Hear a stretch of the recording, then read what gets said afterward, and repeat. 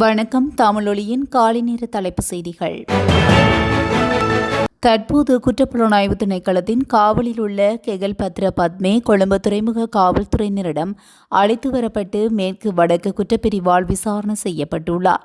அதன்போது சந்தேக நபரான பத்மே கனேமுள்ள சஞ்சீவ மற்றும் பஸ்கொட்ட ஆகியோரின் கொலையை திட்டமிட்டதாக அவர் ஒப்புக்கொண்டுள்ளதாக விசாரணை அதிகாரிகள் தெரிவித்துள்ளனர். அத்தோடு கம்பகா ஓஸ்மானின் கொலை முயற்சி தொடர்பாகவும் மேற்கு வடக்கு குற்றப்பிரிவு அவரிடம் விசாரித்துள்ளது.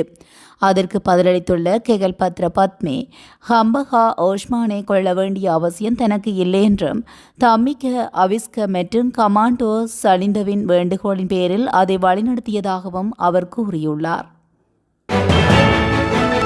தேசிய மக்கள் சக்தி அரசாங்கத்தின் அமைச்சர்கள் எதிர்வரும் நாட்களில் பல்வேறு குற்ற செயல்கள் தொடர்பில் சிறை செல்ல நேரிடும் என பிலித்துரு ஹெல உரிமையவின் தலைவர் உதய கமன்பில தெரிவித்துள்ளார். சொத்துக்களின் வருமதியை குறைத்தல், சொத்துக்களை மறைத்தல் மற்றும் போலியான தகவல்களை வழங்குதல் உள்ளிட்ட 3 குற்றச்சாட்டுகளின் கீழ் அவர்கள் கைது செய்யப்படலாம் எனவும் கம்பென்பில சுட்டிக்காட்டியுள்ளார்.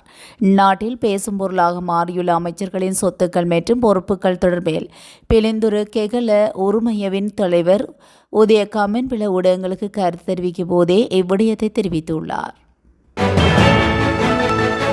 வடக்கு கிழக்கு மாகாணங்களில் மனிதாபிமான நடவடிக்கையின் போது இராணுவத்தினரால் மீட்கப்பட்ட 10,000 தங்கப் பொருட்களின் 6,000 பொருட்கள் இலங்கை மத்திய வங்கியிடம் ஒப்படைக்கப்பட்டுள்ளதாக குற்றப்புலனாய்வு திணைக்களம் நேற்று கொழும்பு பிரதம நீதவான் அசங்க எஸ் போதரகமவிடம் தெரிவித்துள்ளது. முந்தைய விசாரணையின் போது இராணுவத்தினரால் மீட்கப்பட்ட 10,000 தங்கப் பொருட்களை பரிசோதித்து அதிலுள்ள தங்கத்தின் அளவு மற்றும் எடை குறித்த விரிவான அறிக்கையை நீதிமன்றத்துக்கும் குற்றப்புலனாய்வு திணைக்களத்துக்கு நகல்களுடன் சமர்ப்பிக்குமாறு தேசிய இருத்தங்கள் மற்றும் ஆபரணங்கள் அதிகார சபைக்கு நீதிமன்றம் உத்தரவிட்டிருந்தது. அதன்படி தேசிய இருத்தினங்கள் மற்றும் ஆபரணங்கள் அதிகார சபையால் பரிசோதிக்கப்பட்ட 6,000 தங்கப் பொருட்கள் மத்திய வங்கிக்கு மாற்றப்பட்டதாக விசாரணை அதிகாரிகள் நீதிமன்றத்தில் தெரிவித்தனர்.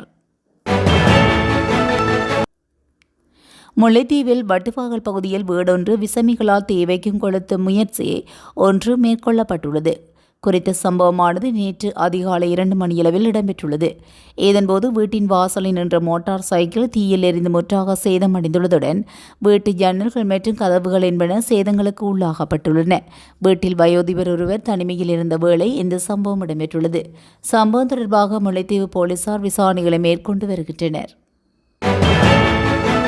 கந்தளாய் போலீஸ் பிரிவுக்குட்பட்ட வென்ட்ராசன்புர 93ஆம் கட்டை பகுதியில் வசித்து வந்த 34 வயதான இளைஞர் ஒருவர் தான் நீண்டகாலமாக பயன்படுத்தி வந்த போதைப்பொருள் பழக்கத்தினால் தூண்டப்பட்டு தன்னைத்தானே துப்பாக்கியினால் தற்கொலை செய்து கொண்டுள்ளார். இந்த சம்பவம் நேற்று காலை 8 மணியளவில் இடம்பெற்றுள்ளது. துப்பாக்கியினால் சுடப்பட்ட நிலையில் அவரை மீட்ட அயலவர்கள் உடனடியாக கந்தளாய் வைத்தியசாலைக்கு கொண்டு செல்லும் வழியில் அவர் உயிரிழந்துள்ளார். இறந்தவரின் சடலம் தற்போது கந்தளாய் வைத்தியசாலை பிரேத அறையில் வைக்கப்பட்டுள்ளது. 2 பிள்ளைகளின் தந்தையான குறித்த இளைஞர் நீண்ட காலமாக போதைப் பொருளுக்கு அடிமையாக இருந்தவர் எனவும் கந்தளாய் போலீசார் தெரிவித்தனர். கிளிநொச்சி வர்த்தக சமூக அபிவிருத்தி சங்கத்தினர் கிளிநொச்சி பகுதியில் உள்ள வர்த்தக ஸ்தாபன உரிமையாளர்கள் மற்றும் பணியாளர்கள் இணைந்து கிளிநொச்சியில் கவனஈர்ப்பு நடவடிக்கையில் ஈடுபட்டுள்ளனர். வர்த்தக சங்கத்தின் தீர்மானத்தை மீறி ஞாயிற்றுக்கிழமைகளில் திறக்கப்படும் ஒரு சில வர்த்தக ஸ்தாபனங்களுக்கு எதிர்ப்பு தெரிவிக்கும் முகமாகவே இந்த நடவடிக்கையில் ஈடுபட்டுள்ளனர். ஆமாந்தோட்டை மாவட்டம் தங்காலை பகுதியில் சுமார் 200 கிலோகிராம் எடையுடைய போதைப் பொருட்கள் மீட்கப்பட்டுள்ளன. பாரியளவில் போதைப் பொருள் கடத்திய லொரியொன்றையும் போலீசார் கைப்பற்றியுள்ளனர். புலனாய்வு தகவல்களின் பிரகாரம் மேற்கொள்ளப்பட்ட நடத்தப்பட்ட சோதனை நடவடிக்கையின் போது லொரி தடுக்கப்பட்டதாகவும் போலீசார் தெரிவித்துள்ளனர். லொரியை சோதனையிட்ட போது சுமார் 2000 கிலோகிராம் எடையுடைய ஐஸ், மெத்தாம்பொட்டமைன் மற்றும் கெரோயின் போதைப் பொருட்கள் மீட்கப்பட்டுள்ளது. 4 பொதிகளில் இந்த போதைப் பொருள் மறைத்து வைக்கப்பட்டதாகவும் தெரிவிக்கப்படுகிறது. மேலும் போதைப் பொருள் பொதிகளுக்குள் மறைத்து வைக்கப்பட்டிருந்த 4 ரிவால்வர்களும் மீட்கப்பட்டுள்ளன. போதைப் பொருள் கடத்தலுடன் தொடர்புடையவர்களை கைது செய்ய போலீசார் மேலதிக விசாரணைகளை முன்னெடுத்து வருவதாகவும் தெரிவிக்கப்பட்டுள்ளது. ஜூலை மாதம் 14, 2025 முதல் மாவன் நிலையிலிருந்து காணாமல் போனதாக கூறப்படும் குடும்பஸ்தரை கண்டுபிடிக்க காவல்துறை பொதுமக்களின் உதவியை நாடியுள்ளது. அவரது மனைவி மாவனில்ல காவல் நிலையத்தில் அளித்த புகாரை தொடர்ந்து விசாரணை தொடங்கப்பட்டுள்ளதாக காவல்துறை தெரிவித்துள்ளது.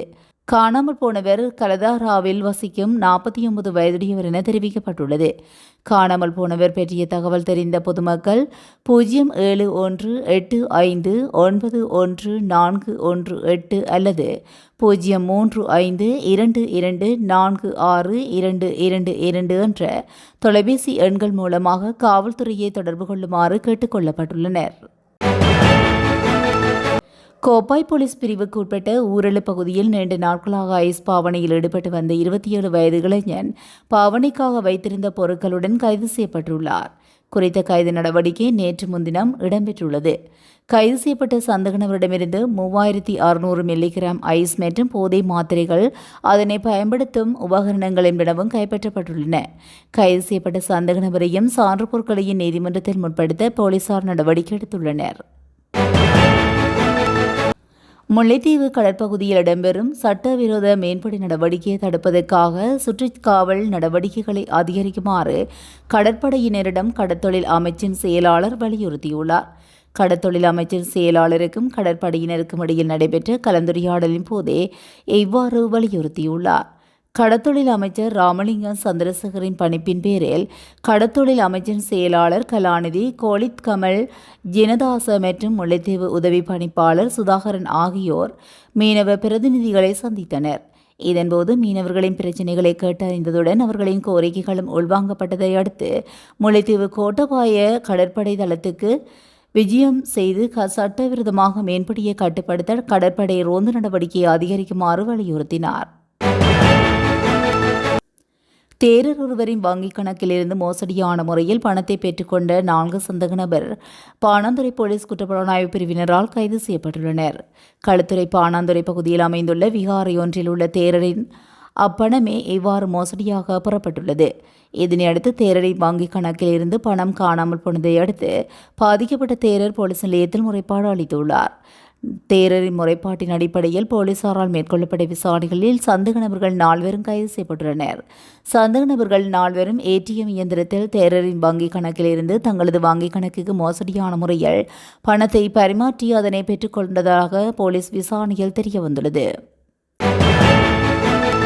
இலங்கை பெற்றோருக்கு இந்தியாவில் பிறந்து வளர்ந்து 34 ஆண்டுகளுக்கு பிறகு நாடற்றவர் என அறிவிக்கப்பட்ட ஒருவர் நீதி கோரி சென்னை மேல் நீதிமன்றத்தை நாடியுள்ளார்.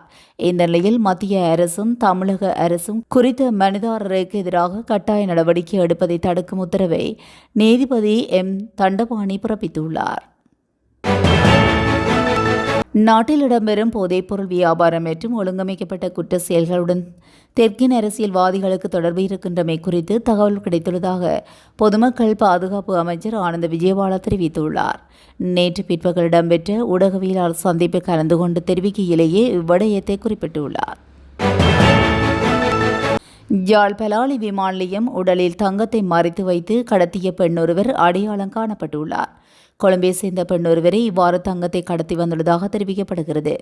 குறித்த பெண் இந்தியாவிலிருந்து தங்கத்தை கடத்தியுள்ளதாக விசாரணைகளை தெரிய வந்துள்ளது.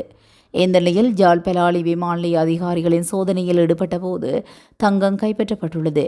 தொடர்ந்தும் கடத்தலில் ஈடுபட்ட பெண் யாழ்ப்பாணம் போதனா வைத்தியசாலையை கொண்டு செல்லப்பட்டு அங்கு சிகிச்சை அளிக்கப்பட்ட பின் கடத்தப்பட்ட தங்கத்தை மீட்டுள்ளதாக தெரிவிக்கப்படுகிறது.